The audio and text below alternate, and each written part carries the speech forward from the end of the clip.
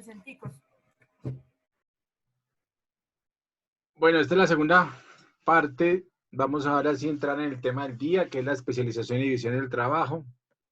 Vamos a ver unos videitos recordando parte del tema, porque ya realmente lo vimos, ¿no?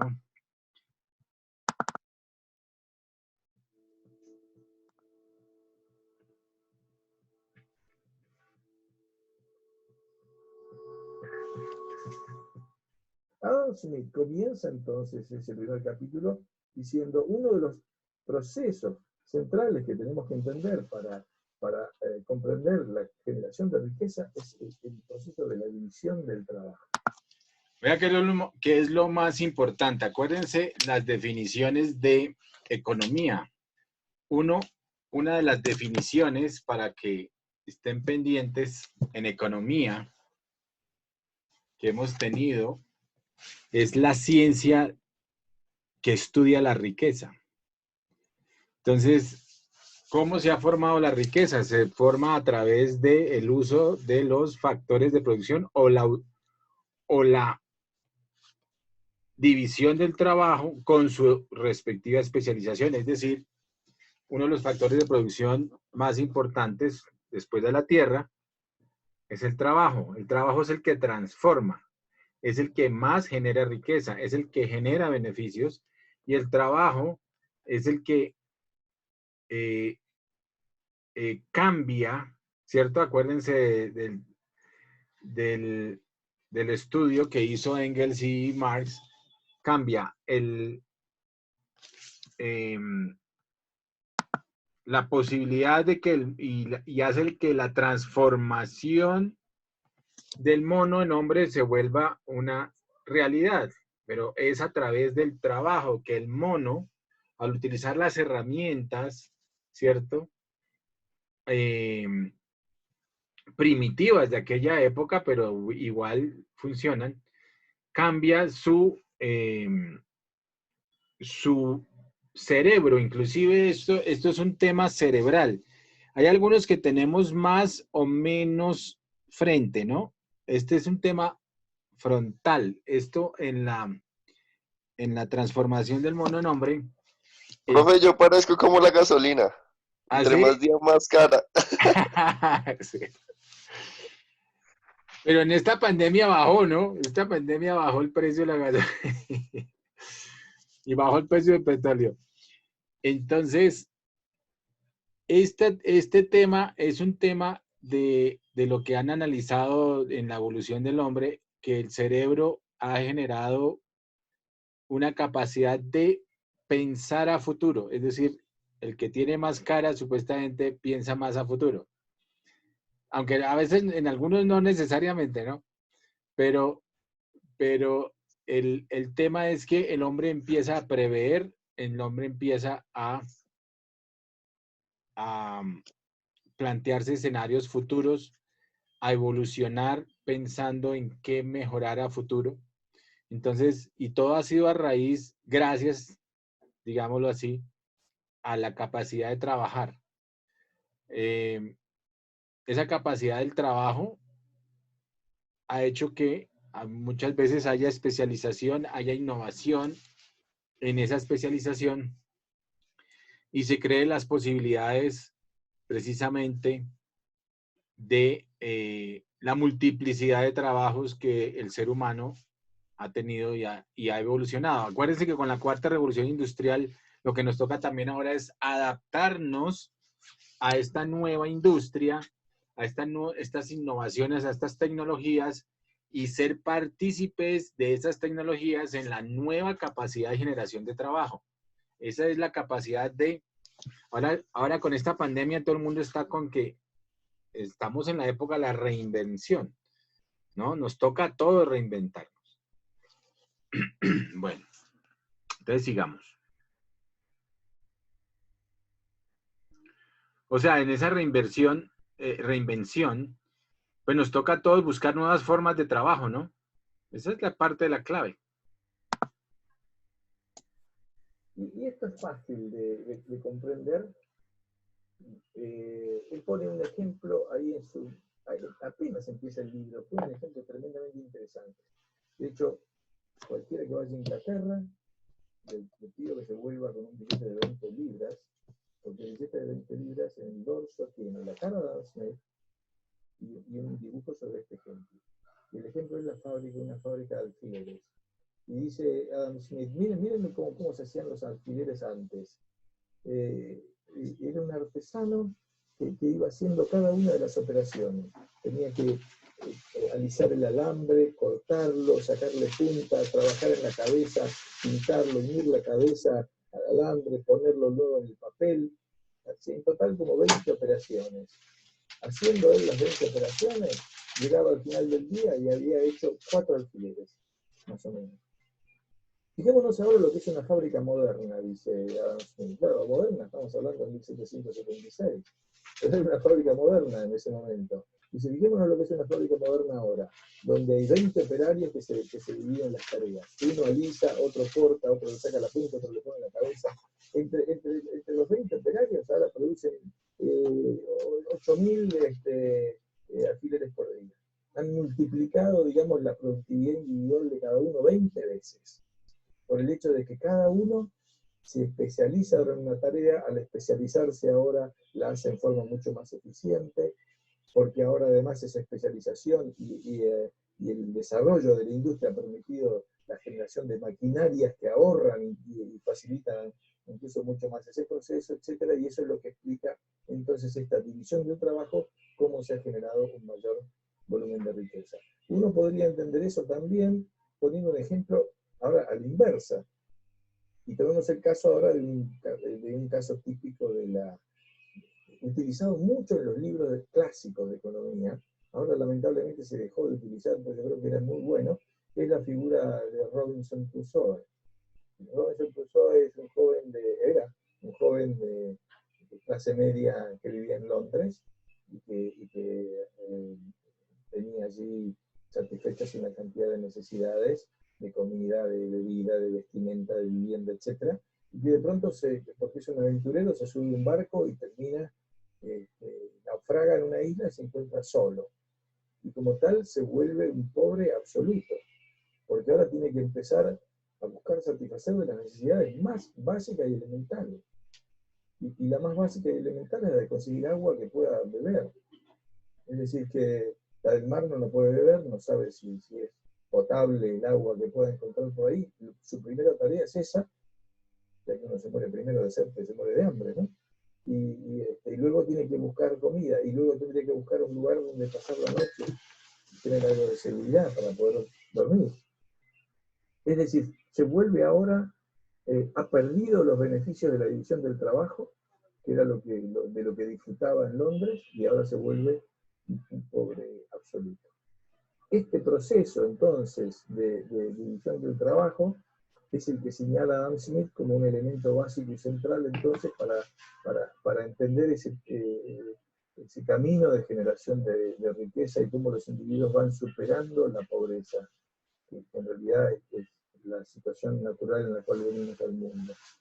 Entonces, la siguiente pregunta que se hace Adam Smith dice, bueno, debo decir que contribuye a alguna otra ley, digamos ley económica, que no deja de sorprender el hecho de la vigencia que tenga en la actualidad. O sea, todas estas leyes tienen todavía vigencia en la actualidad, es increíble. Dice también Adam Smith en ese texto que cuanto más extenso el mercado, más profunda es la división del trabajo. Y esto hay que entenderlo así. A ver, en algún momento de la novela esta de Robinson Crusoe también, de pronto aparece otro personaje. Este personaje es Viernes. Ahora son 2. Bueno, ahora pueden empezar a dividir tareas entre sí. Quiere decir que, de nuevo, siguiendo el argumento de Adam Smith, mejoran su productividad porque ahora uno puede buscar agua, otro puede buscar comida, se empiezan a dividir las tareas. Pero sigamos con ese argumento. Imaginemos que ahora no son 2, sino que ahora de pronto son 100 en la isla. Bueno, ahora se pueden buscar de realizar 100 tareas distintas a la vez. Es decir, que cuanto más amplio es el mercado, más tareas y más tareas específicas se pueden desarrollar. Entonces se profundiza la especialización, se profundiza la división del trabajo. Entonces encontramos en nuestras sociedades modernas gente especializada en cosas de lo más insólitas o de lo más especializadas. Encontramos un dentista que se especializa nada más que en un tipo de ortodoncia que voy a saber de alguna forma, o en el labio leporino, no sé, para poner un ejemplo. Y que no sabe hacer ninguna otra cosa. Eso es lo más interesante. No sabría, si esa persona cayera en la isla como Robinson Crusoe, estaría desesperado porque estaría pensando que se muere de hambre enseguida. Sin embargo, es un terrible experto de ortodoncia. Bueno, eso es lo que permite la división del trabajo. Cada uno se va haciendo especialista en un área muy pequeña, tal vez, y cuanto más extendido, más pequeña esa área puede ser. De hecho, decía que esta ley de Adam Smith tiene una notable vigencia porque lo que hoy llamamos el proceso de globalización no es otra cosa que eso, una extensión de la división del trabajo. Antes dividíamos el trabajo acá, nosotros diríamos entre porteños, acá en la ciudad de Buenos Aires, bueno, entre argentinos y los del Mercosur, digamos, bueno, y ahora lo dividís con los vietnamitas, con los chinos, con los polacos, noruegos, etcétera. La división del trabajo se ha vuelto algo global y sobre todo uno lo ve en las acciones de las empresas, porque las empresas ya tienen como suele llamarse, sus cadenas de valor distribuidas globalmente, ¿no? El teléfono que tenemos todos en el bolsillo, de pronto el chip se hizo en California y la pantalla se hizo y se armó en China con elementos que vinieron, no sé, de Corea y de Alemania o de Taiwán. Y todo eso termina unido para que lleguemos a nosotros a tener un celular. Bueno, esa es la esencia entonces de la contribución, digamos, de la división del trabajo. Ahora, entonces acá cambio de cápsula, digamos, pero cambio de cápsula con la siguiente pregunta de Adam Smith. Adam Smith se pregunta, muy bien, para que los beneficios de la división del trabajo efectivamente se materialicen, se realicen, es necesario que se produzcan intercambios. Sí, lo interesante del tema, ¿de dónde nace el tema de cómo funciona la máquina de la economía de Ray Dalio? Ahí inmediatamente él lo primero que dice es que para que una economía funcione, la base es los intercambios, es decir, transacciones de bienes y servicios, compra-ventas, en general. Entonces, esa es la base de la economía, que haya movimiento en las transacciones. Por eso, en este momento, las políticas de todos los países, bueno, a excepción de Estados Unidos, que nunca frenó su economía, digámoslo así, a raíz de lo del tema de la pandemia, pues lo que ha pasado es que todos los países han empezado a reactivar sectores precisamente para reactivar ¿qué? El trabajo como fuente primaria de creación de riqueza, fuente primaria de mover la economía. Con el trabajo arrancan de nuevo las transacciones, con el trabajo arrancan de nuevo los ingresos. Entonces, es muy importante a nivel mundial, pues todo lo que está pasando, y por eso la mayoría de los países han empezado a reactivar sectores paulatinamente. Ha sido muy criticado muchas personas y mucha gente y muchos políticos, pero si uno hace un balance, el balance lo hizo inclusive la Andy, no lo hicieron. ¿Sí te acuerdas, Sandra, que por ahí les mandé unos temas de cómo se estaban manejando en los diversos países los temas? Y dentro de los... Sí, señor. Y dentro de los, digamos, dentro de los balances que dicen, pues es que Colombia, afortunadamente, pues ha estado bien manejado, ¿no? Entre comillas. Sí ha habido unos incrementos, obviamente, en las tasas, más sin embargo, ha sido bien manejado versus si lo compara uno con muchos otros países, e inclusive de Latinoamérica. Ahorita, por ejemplo, el tema está disparado en Brasil, mal manejado. Pero porque Bolsonaro no ha querido parar la economía. exactamente. Entonces, y Bolsonaro es muy al estilo de Donald Trump, ¿no? Él se cree el Donald Trump de Latinoamérica. Sí. Entonces, ahí la cosa obviamente, pues desafortunadamente se ha disparado. Acá Pero, Uribe, Donald Trump. ¿quién? Uribe, saca el Donald Trump. Tenía que meterle esa escuelita ahí. Oiga, y ahora han sacado una cantidad de vainas. Sacaron por ahí una cosa que se llama el Matarife. Profe, muy buena, recomendadísima. Pero todo es en contra del general Uribe. Del innombrable. Pobrecito. Entonces, sí, entonces Colombia mal que bien ha sido afortunadamente de los menos impactados. Pues sí he tenido impacto, obviamente, pero no ha sido tan fuerte como muchos otros países. Entonces, pues hay que darle a cada cual lo que se merece, ¿no? Bueno, entonces sigamos con esto. Porque no tendría ningún sentido. Supongamos que nosotros dividimos las tareas entre los que estamos en el grupo y decimos, bueno, estos vayan a buscar agua, estos vayan a buscar comida y estos vayan a buscar un lugar para pasar la noche. ¿Qué sentido tendría si cada uno vuelve y se queda con lo que encontró?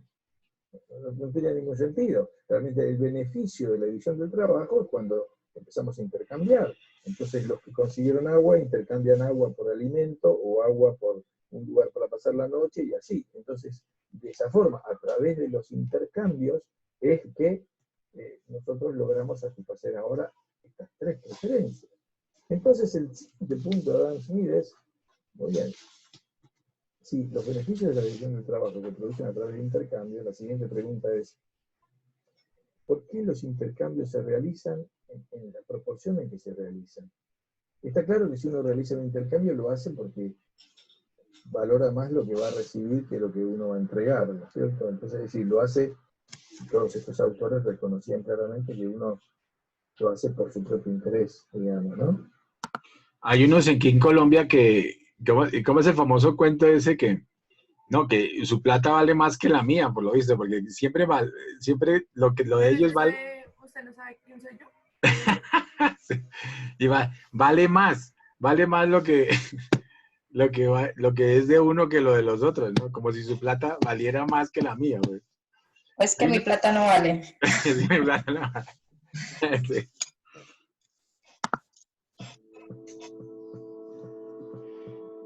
Bueno, entonces, este videito era para recordar ese tema interesante sobre la división del trabajo. Miremos este otro videito rápido. ¿Cuánto video queda? A ver si más bien hacemos. Hay algunos que... Es que ya nos quedan sino 8 minuticos. A ver, yo creo que este alcanza.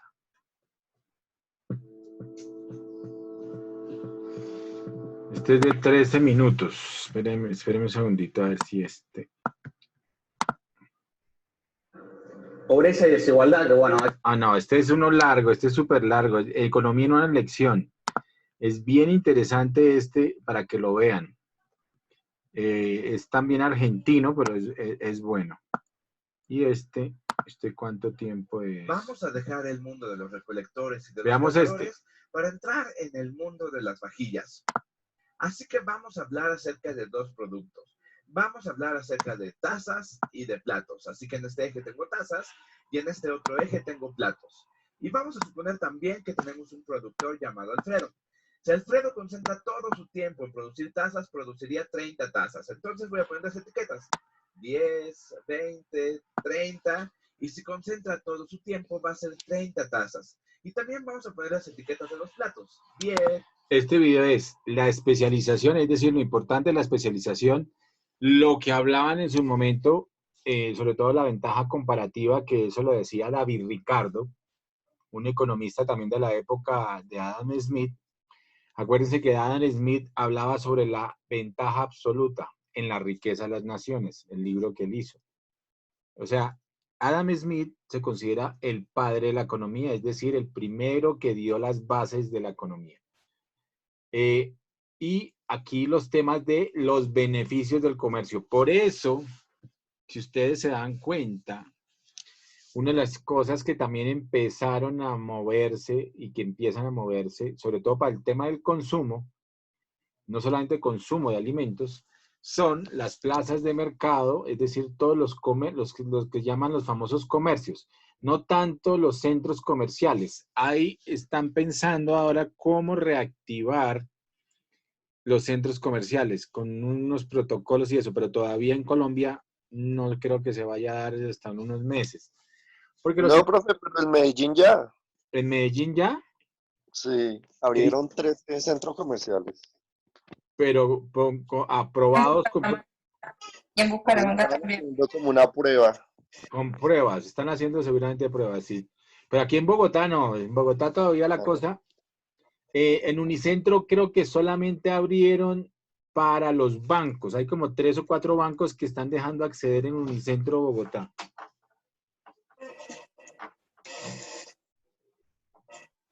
¿Cierto? Pero, ¿y en Medellín qué centros comerciales autorizaron? No, ¿saben alguno? No, profe, pero eran como 3. En Bucaramanga también, creo que desde el lunes pasado, también están funcionando unos centros comerciales, pero solamente para la parte bancaria, venta de vehículos y venta ¿cómo es que se llama? De muebles, De muebles, ok. nada más. Se reactivaron unos centros, unos lugares, digamos, conocidos, por ejemplo, el 7 de agosto y eso también se está reactivando para los temas de automóviles. Abajo, como el 12 de octubre, acuérdense que todo ese tema de muebles también se está reactivando. Aquí en Bogotá, digamos, hay ciertas zonas que se están reactivando fuertemente por el tema del consumo, ¿no? Entonces, mucha gente está necesitando... mucha gente está necesitando, obviamente, el tema de muebles, el tema de vivienda. La construcción se reactivó. Lo primero que salió a reactivarse fue la construcción y manufactura, ¿se acuerdan? Y Entonces, están trabajando hasta los domingos, los de aquí donde yo vivo, aquí arriba, sobre la séptima y una hora de apartamentos. sí. Están trabajando domingos, sábados hasta tarde y festivos. No, sí, y me imagino que el ruidito debe ser canzoncito, ¿no? Sí, a veces. Sí. Bueno, pero bueno, digamos es parte de lo que nos toca acomodarnos porque pues es parte de la reactivación de la economía. Es importante que se den esos pasos con todos los protocolos de bioseguridad para que la economía se reactive como debe ser. Veamos rápidamente este tema que es una comparación precisamente de la especialización de cómo hacer 2 productos en un país, ¿no? Es con el famoso, acuérdense, ceteris paribus, es decir, hagamos de cuenta que solamente el país puede producir estos 2 productos. 20, 30. Y bueno, entonces les decía que si tienen que concentrar todo su tiempo en hacer tazas, va a ser 30 tazas. Mientras que si concentra todo su tiempo en hacer platos, va a ser 10 platos. Y ahora que ya tenemos estos 2 puntos, vamos a unirlos con una línea recta. Y a esta línea que tiene que ser recta, le vamos a llamar la frontera de posibilidades de producción lineal. Y para no usar todo este nombre que es muy largo y resumirlo un poco, voy a usar sus siglas, es decir, PPL. Y en este caso, esta línea recta va a ser el PPL para Alfredo. Ahora bien, pensemos en su coste de oportunidad. Y como el PPL es lineal, entonces su coste de oportunidad no cambia. La pendiente de esta recta no cambia, no es una curva arqueada como la que vimos en el diagrama, del cazador-recolector. Y por lo tanto, esto nos dice que vamos a tener un coste de oportunidad fijo. Y para entenderlo mejor, vamos a fijarnos en los puntos extremos. Aquí, él produce 30 tazas. Y si produce 30 tazas, ¿cuál es su coste de oportunidad para producir 10 platos? Bien, pues para producir estos 10 platos, va a tener que renunciar a producir 30 tazas. Así que el coste de oportunidad de producir 10 platos es lo mismo que producir 30 tazas. Y bueno, si lo que queremos hacer es sacar el coste de oportunidad para solo un plato, pasamos el 10 dividiendo y me queda que un plato es igual a 3 tazas. Y creo que esto parece ser suficientemente claro. Pero mejor vamos a pensar en otro escenario o mejor se me ocurre en otro productor. En este mercado de vajillas voy a poner otro productor que se llama Gaby. Si Gaby concentra todo su tiempo en producir tazas, va a producir 10 tazas en un día. Y si concentra todo su tiempo en producir platos, va a producir 30 platos en un día. Y uniendo estos dos puntos vamos a obtener esta línea recta que va a ser el PPL para Gaby. Recuerden, es la frontera de producción de posibilidades lineal. Y bueno, todo esto porque lógicamente vamos tras el coste de oportunidad. Y de hecho lo que quiero en este momento es el coste de oportunidad de Gaby, pero el coste de oportunidad de platos. Y vamos tras él. Si Gaby hace 10 tazas, entonces tiene que renunciar a producir 30 platos. Por lo tanto, en este caso, el coste de oportunidad de Gaby va a ser de 30 platos, es igual a 10 tazas. Y ya con esta igualdad, si lo que queremos obtener es el coste de oportunidad para un solo plato, lo que tenemos que hacer es dividir entre 30. Así que dividiendo me queda que un plato es lo mismo que 10 entre 30, que es un tercio de taza. Ahora que ya tenemos los dos costes de oportunidad, los podemos comparar. Y esto es muy importante porque el coste de oportunidad que tiene Alfredo para producir un plato es de 3 tazas, mientras que Gaby, el coste de oportunidad que tiene para producir un plato es de un tercio de taza. Así que si estamos hablando de términos de taza a comparación de platos, en este caso para Gaby sería mucho más barato producir un plato que lo es para Alfredo. Despejar las tazas, las voy a poner primero y me queda que 3 tazas es igual a un plato. O dicho de otra manera, el coste de producción de una taza es lo mismo que un tercio de plato. Ahora vamos a fijarnos en Gaby. Gaby en un principio tenía que 10 tazas es lo mismo que 30 platos. Recuerden que lo único que estoy haciendo es poniendo las tazas primero, porque lo que quiero es despejar las tazas, y ahora lo que voy a hacer es dividir entre 10. Y me queda que una taza es lo mismo que 3 platos. Por lo tanto, el coste de producción de Gaby para producir una taza en términos de platos son 3 platos. Y obviamente ya habíamos hablado de esto antes. El incremento en el coste de oportunidad de una unidad dada también tiene el nombre de costo marginal. El costo marginal, en este caso, de una taza. Y bueno, lo que queremos saber es quién es el que tiene la ventaja comparativa, pero esta vez en tazas. Por lo tanto, lo que nos vamos a fijar es quién es el que tiene el coste de producción más bajo. Si se dan cuenta, Alfredo tiene el coste de producción de una taza por un tercio de plato, mientras que Gaby tiene un coste de producción de una taza por 3 platos. Por lo tanto, la ventaja comparativa en tazas, en este caso, va a beneficiar a Alfredo. La ventaja comparativa de las tazas le va a corresponder al buen Alfredo. Lo que vamos a ver desde aquí hasta el final del video es qué pasa si los dos se especializan en sus ventajas comparativas correspondientes. Con esto van a poder obtener resultados que estén más allá de cada uno, pensar que cada uno se especializa. Profe, dejamos el video hasta ahí por hoy. Sí, dejémoslo ahí. Mañana. Dejémoslo ahí, terminamos mañana. Bueno, entonces, Listo, profe. pónganse en video, muchachos, nos vemos mañana. En la rumba de Carol. Chao, Chao, profe. profe. Nos vemos mañana. No, profe. Chao, profe, listo. Muchas gracias, profe. Bueno, nos vemos mañana.